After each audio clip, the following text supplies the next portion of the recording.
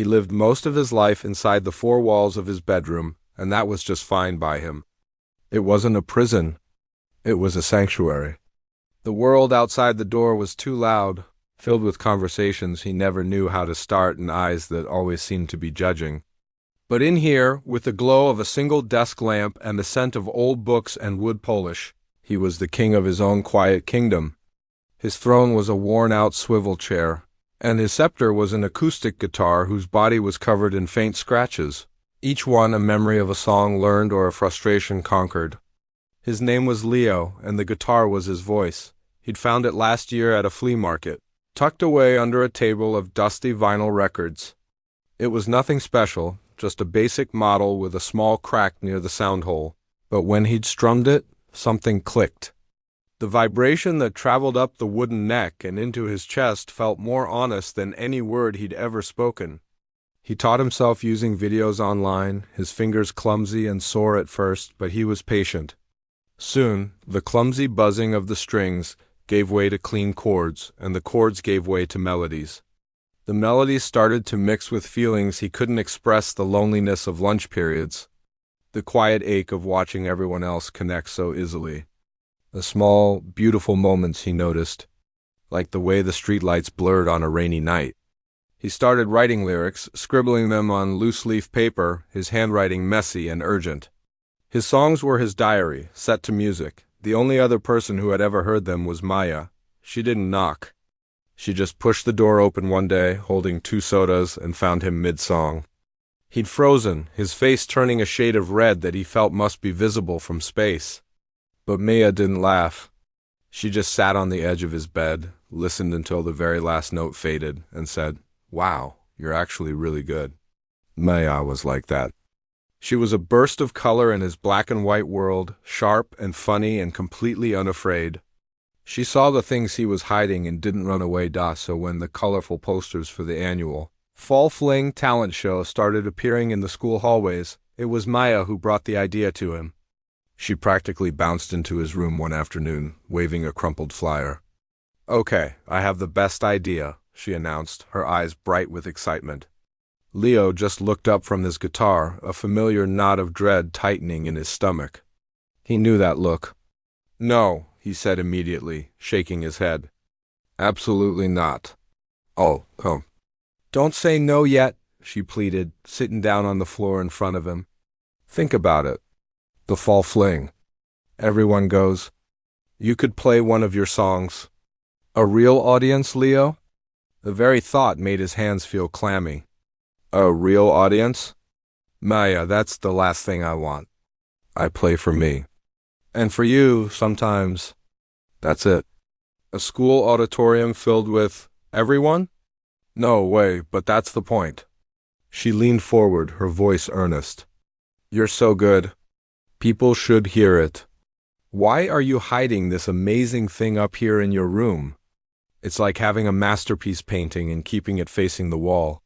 He shrugged, looking down at his guitar. "Because it's safe here. Out there, it's not." He couldn't explain the crippling fear, the way his throat would close up just thinking about being the center of attention. He imagined all those eyes on him, the silence of the room waiting for him to mess up. Maya didn't let it go. For the next few days, she brought it up every chance she got. In the hallway between classes, she'd point to the poster. "Deadline is Friday," she'd whisper with a nudge. At lunch, she'd sketch little scenarios on a napkin of him on stage, with a crowd of smiling faces. He kept refusing, but her persistence was like water dripping on a stone. It was slowly wearing him down. The turning point came late one Thursday night.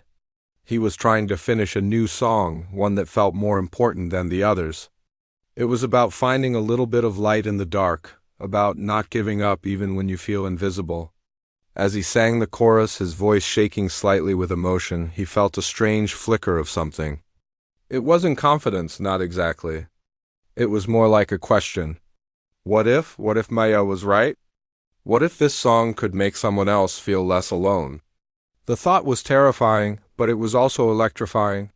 He stopped playing and just sat there in the quiet, the guitar humming softly against his chest. The fear was still there.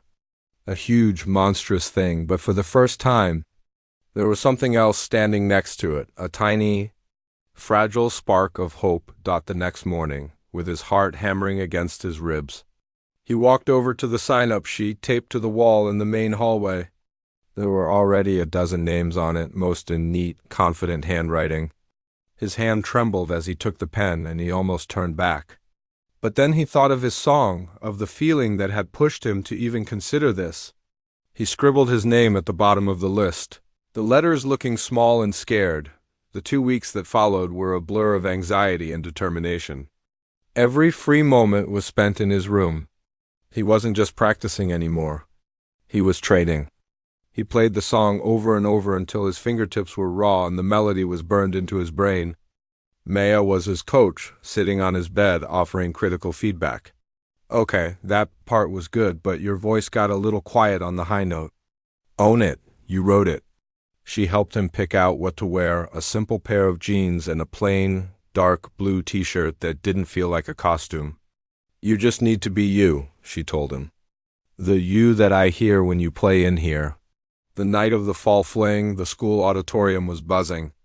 The air smelled of popcorn and floor wax. Backstage, it was chaos. Students were rushing around in costumes, tuning instruments, and practicing lines. Leo felt completely out of place. He clutched his guitar case like a shield, his stomach doing nervous flip-flops. He peeked through the heavy velvet curtain at the sea of faces in the audience. They looked like a single, massive organism, all talking and laughing at once. He felt a wave of dizziness and thought about running. He could just grab his guitar and go home. No one would really care, right? But then Maya was there, giving his arm a reassuring squeeze. "You've got this," she said, her voice calm and steady. "Just close your eyes and pretend you're back in your room. I'll be right in the front row. Just play for me." His name was called. It felt like a dream as he walked out onto the stage. The lights were blinding, and he couldn't see the audience clearly, which was probably a good thing. He could just make out the dark shapes of hundreds of people. He sat on the stool that had been placed for him, took a deep breath, and pulled the guitar from its case.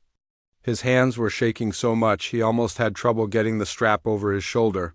He positioned the microphone, his heart thudding a frantic rhythm against his ribs. He looked out and saw Maya, who gave him a big, encouraging thumbs up. He closed his eyes for a second, just like she said, and pictured his room. He strummed the first chord. The sound was a bit wobbly, but it held. He took another breath and started to sing. His voice came out quieter and more fragile than he'd wanted. But as he got into the first verse, he started to relax. He focused on the words, on the feeling behind them. He was no longer on a stage in front of a crowd. He was back in his room, telling a story to his best friend. For a few precious moments he felt it. That connection. He even risked opening his eyes and looking out at the crowd. For a second it seemed like they were listening. Really listening. That's when he saw him. A few rows back, a guy named Mark, the kind of popular athlete who seemed to glide through life without a care, was leaning over to his friends, a smirk on his face. Leo couldn't hear what he said, but he saw the ripple of laughter that spread through the group. Mark pointed at the stage, right at him, and the laughter got a little louder. It was a sharp, ugly sound that cut through the music. Leo's concentration shattered. His fingers fumbled on the strings, producing a discordant buzz. The quiet in the auditorium suddenly felt heavy and hostile. Another voice from the other side of the room shouted, "Get off the stage, loser!" The word echoed in the sudden silence. Then someone else chimed in, "You call that singing?" The first wave of laughter turned into a roar. It wasn't just a few people anymore. It felt like the whole room was laughing at him. The music died in his throat. The faces in the crowd blurred into a single, mocking entity. The hot lights felt like they were burning his skin. He saw Mark leaning back in his chair, looking triumphant. The humiliation was a physical weight, crushing his chest. He couldn't breathe. He mumbled something that was supposed to be an apology, his voice barely a squeak. He stumbled to his feet, his legs feeling like jelly. In his haste, he almost knocked over the microphone stand.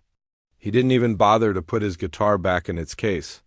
He just left it there, leaning against the stool like a forgotten friend, and fled. He ran off the stage into the dark wings, not stopping until he was outside in the cool night air.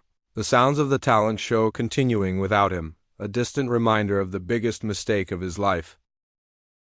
The run home was a blur of streetlights and tears. He didn't stop until he had slammed his bedroom door shut, leaning against it as if to keep the entire world out. The silence in his room was different now.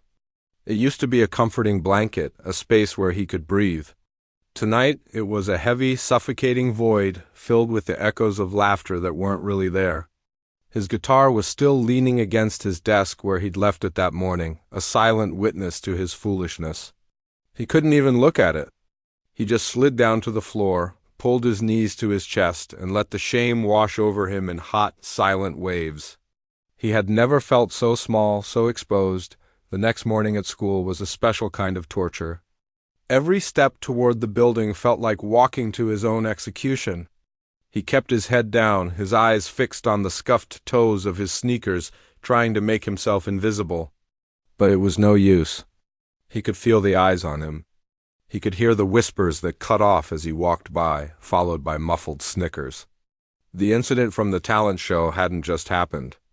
It had become a legend, a cautionary tale whispered in the hallways, and he was the main character. He saw Mark by his locker surrounded by his usual crowd. As Leo got closer, Mark started humming. It was a tuneless, off-key version of the song he had tried to sing. His friends caught on immediately, joining in with exaggerated, painful-sounding notes. They weren't loud, but the sound was designed just for him, a personal soundtrack to his humiliation. Leo's face burned. He fumbled with the lock on his locker, his hands shaking so badly he could barely get it open. He just wanted to grab his books and disappear. He could feel Mark's eyes on him, enjoying every second of his discomfort. This became the new routine. Everywhere he went, in the hallways, the cafeteria, even once in the library, he would hear that mocking hum. It was a constant buzzing reminder of his failure, a mosquito bite of shame that he couldn't stop scratching. His sanctuary, his bedroom, was no longer safe either. The guitar stood in the corner, and its presence felt like an accusation. A few days after the show, driven by a desperate need to feel normal again, he picked it up. He sat on his bed, the familiar weight of it in his lap, and tried to form a chord. But his fingers felt stiff and foreign. The moment he strummed the strings, the memory came flooding back, the blinding lights, the sea of faces, the sharp, cruel laughter. The sound of the chord seemed to mock him, a hollow, empty noise. He quickly put the guitar down, his heart pounding. It was no longer a source of comfort. It was a direct line to his pain. A few days later, he couldn't stand it anymore. He took the case, zipped it up with a sense of finality, and shoved it deep under his bed, out of sight. It felt like burying a part of himself. He stopped writing. The loose-leaf paper on his desk remained blank. The melodies that used to pop into his head were gone, replaced by the endless loop of people laughing. The joy he had found in creating something beautiful had been completely poisoned. He started to believe them. Maybe his music was a joke. Maybe he was a joke for ever thinking he could share it. The quiet confidence he had been starting to build, brick by painful brick, had been demolished in less than 2 minutes on a stage. He felt hollowed out, just a shell moving through his days. Maya tried to break through the wall he was building around himself. She would wait for him after class, walking beside him in a silence that was heavy with all the things she wanted to say. She'd try to make him laugh, telling him stories about her day, but he'd only manage a weak, unconvincing smile. One afternoon, she found him sitting alone on a bench outside the school, just staring at nothing. She sat down next to him, leaving a careful space between them. "Hey," she said softly. "I was thinking we could go grab a pizza." "My treat." He didn't look at her. "I'm not hungry." "Leo, you have to talk to me," she pleaded, her voice cracking a little. "You can't just shut down like this. What they did was awful. It was cruel. But it doesn't change anything. You're still you. You're still talented." He finally turned to look at her, and his eyes were cold, a look she had never seen before. "You don't get it," he said, his voice flat and empty. "You were in the front row, cheering for me. You didn't see their faces. You didn't hear them. It wasn't just a few people, Maya. It was everyone. They were right. They weren't right. They were a bunch of idiots who don't know anything about real music. She shot back, her frustration boiling over. "Oh, maybe they know exactly what they're talking about," he said, standing up abruptly. "Maybe I'm the one who doesn't get it. Please, just leave me alone."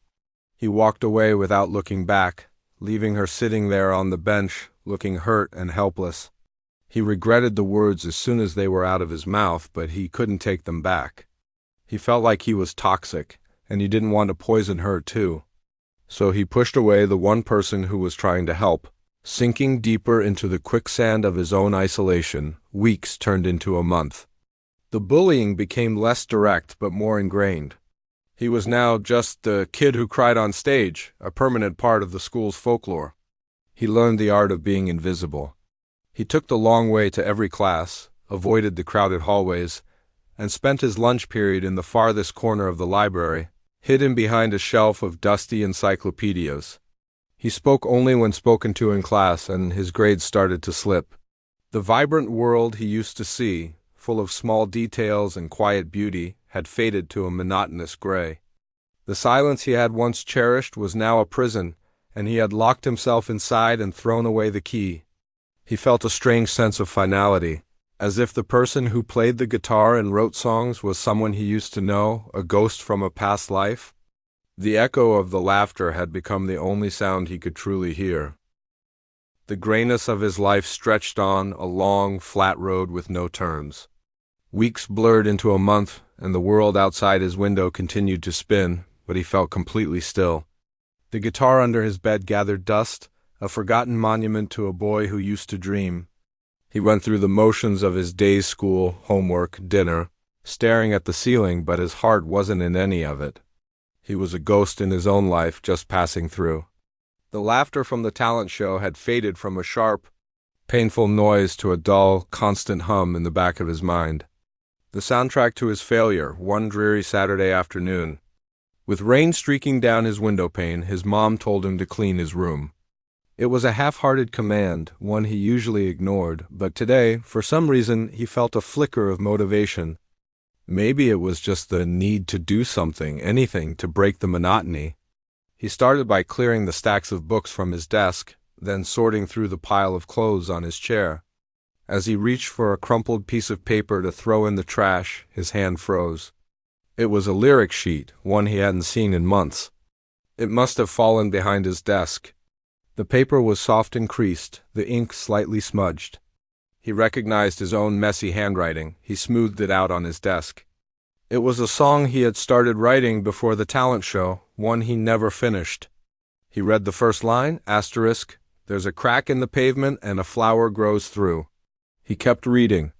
The lyrics were about finding beauty in broken things, about how the light shines through the cracks.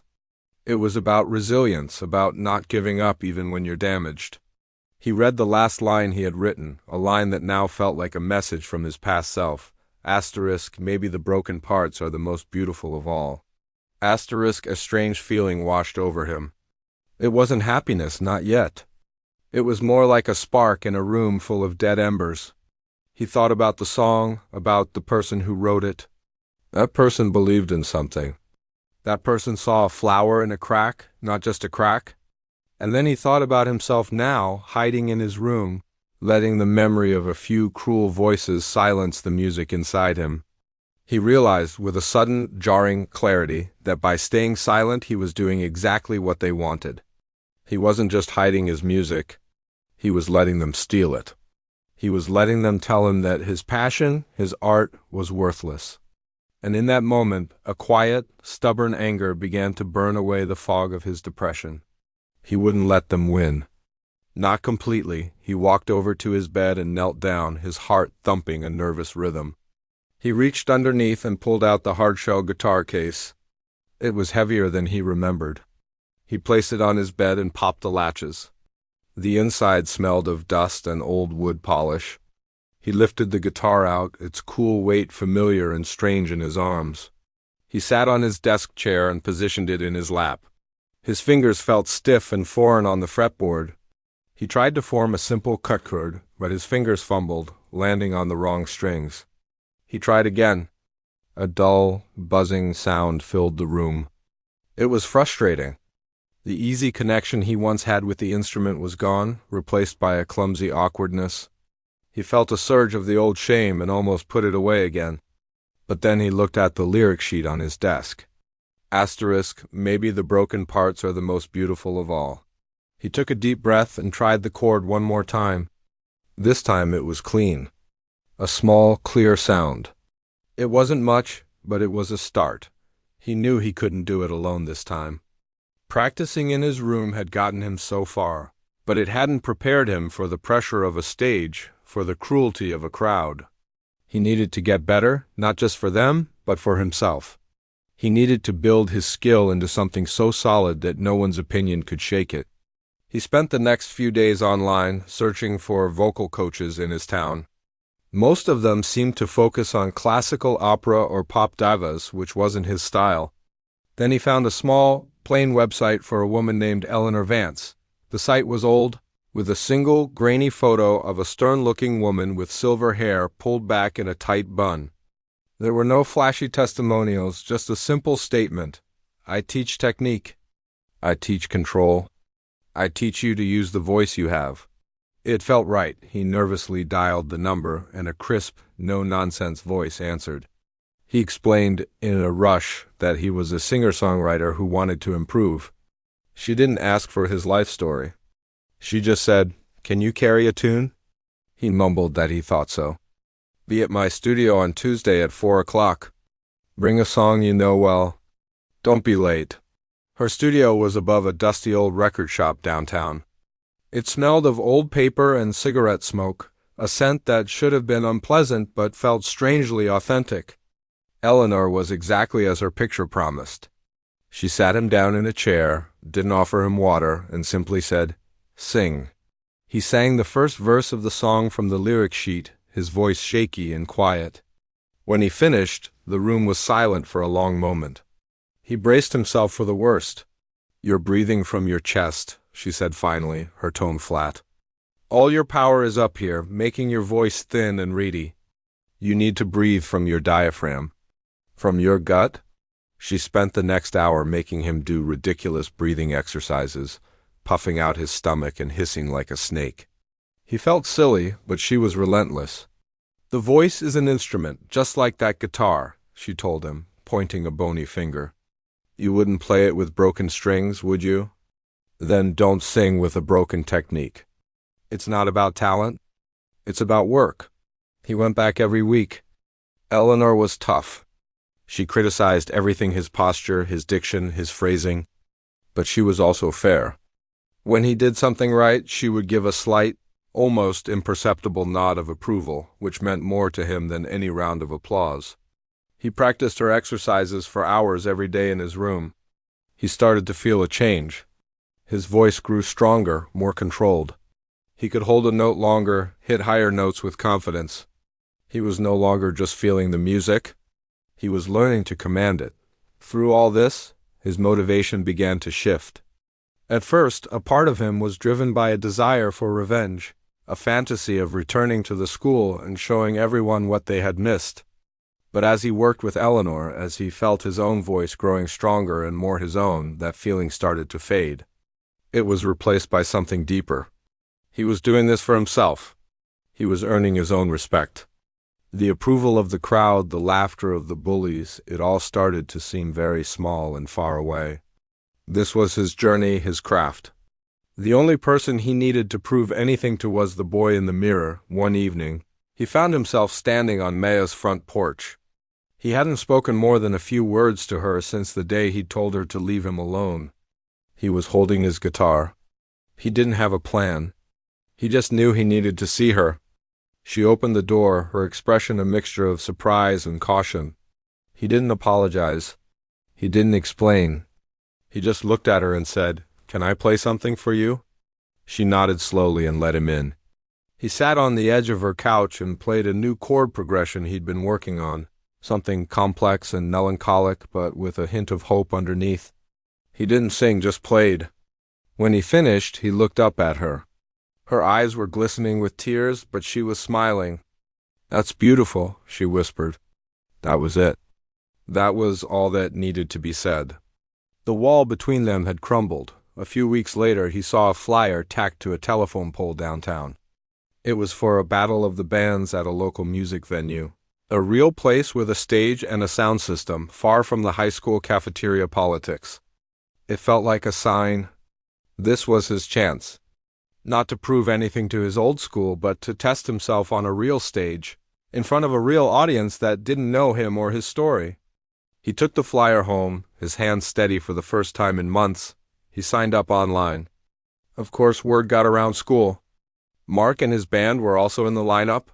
In the cafeteria one day, Mark made a point of walking past his table. "Heard you're entering the Battle of the Bands," he said, his voice dripping with fake surprise. "Guess we get to see a sequel to the world's worst comedy show." His friends snickered on cue. The old Leo would have shriveled, would have felt his face flush with shame. But this time, something was different. He just looked up at Mark, his expression calm and unreadable. He didn't say a word. He just picked up his tray and walked away, leaving Mark looking slightly confused, his jab having missed its mark. The fire was back in Leo's gut, but it was a quiet, steady flame now, not a raging inferno. He was no longer running. He was ready. The night of the Battle of the Bands felt different from the very beginning. The venue wasn't a school auditorium with polished floors and comfortable seats. It was a real music club downtown, a place with sticky floors, the faint smell of beer and sweat, and walls covered in layers of faded band posters. The air buzzed with a raw, electric energy that was both intimidating and exciting. This wasn't a school-sanctioned event. This was the real deal, a place where people came because they actually loved music. For Leo, it felt like stepping into a new world, one far away from the judgmental hallways he was used to. Backstage was a chaotic jumble of instrument cases, coiled cables, and nervous musicians. A band with bright pink hair was tuning their electric guitars, creating a wall of fuzzy sound. Another group was huddled in a circle, doing some kind of pre-show chant. Leo found a quiet corner and sat down on an old amp, his guitar case resting beside him. He didn't talk to anyone. He just closed his eyes and focused on his breathing, the way Eleanor had taught him. In through the nose, feel the diaphragm expand, and out through the mouth in a slow, steady hiss. He wasn't here to make friends. He was here to do a job. He was a craftsman. And this was his workshop. He had spent the last few weeks preparing with an intensity that surprised even himself. He hadn't just practiced his one song. He had built a small set, polishing each note and each word until it felt like a part of him. He chose a new song to open with, one he had written after he started training with Eleanor. It was a song about foundations, about building something strong from the ground up. It wasn't angry or vengeful. It was determined. It was about the quiet, hard work of becoming who you were meant to be. The familiar, unwelcome presence arrived about an hour before the show was set to start. Mark and his band swaggered in, making more noise than anyone else. Mark was dressed in a tight t-shirt that showed off his muscles, and he carried his bass guitar like a weapon. He immediately spotted Leo in the corner, and a smirk spread across his face. He sauntered over, his bandmates trailing behind him like a pack of dogs. "Well, well, look who it is," Mark said, his voice loud enough for a few other musicians to glance over. "Didn't think you'd actually show up? Figured you'd be at home, crying into your pillow." His bandmates snickered on cue. Leo slowly opened his eyes. He looked at Mark, not with the fear or shame he once would have felt, but with a calm, steady gaze. He didn't say anything for a moment, just let Mark's words hang in the air. Then he gave a small, almost polite nod. "Good luck with your set," he said, his voice even and quiet. He then turned his attention back to his guitar case. Unbuckling the latches with deliberate, focused movements, Mark was taken aback. He had expected a reaction, a flinch, an angry comeback, a retreat. He got nothing. The lack of a fight was more disarming than any insult could have been. "Yeah, well, you'll need it," Mark finally managed to say, but his voice had lost some of its swagger. He stood there for another awkward second before turning and walking away, throwing a confused glance over his shoulder. Leo had won that exchange without throwing a single punch. He had simply refused to play the old game. A few minutes later, Maya appeared, weaving through the chaos with 2 bottles of water. She handed one to him. "Saw that," she said, leaning against the wall next to him. "You handled that like a pro." He took a sip of water, his throat feeling dry. "I just didn't want to waste the energy," he said. "It doesn't matter anymore." "I know," she said softly. "Just remember why you're here. Not for him. Not for them. For you. For the music." He looked at her and felt a wave of gratitude. She was his anchor, the one person who had been there before all of this and was still here now. "I know," he said, and he meant it. "I'm ready." A man with a clipboard and a headset walked by, calling out names and pointing toward the stage. He stopped in front of Leo. "You're up in 2, kid. You're on right before the Vipers." Leo felt a small jolt. The Vipers were Mark's band. The schedule had put them in direct competition. It was perfect. As the band before him finished their last song, a wave of applause and cheers erupted from the other side of the curtain. Leo stood up, slinging his guitar over his shoulder. He felt the familiar flutter of nerves in his stomach, but it wasn't the paralyzing fear from before. It was a different kind of energy, a nervous excitement that felt like fuel. He walked to the side of the stage, peering through the gap in the heavy curtain. The club was packed. The air was thick with anticipation. He scanned the crowd and quickly found Maya, who gave him a small, encouraging wave. Then his eyes landed on a figure leaning against the bar near the back. It was Mark, watching the stage with a cynical look on his face, already sizing up his competition.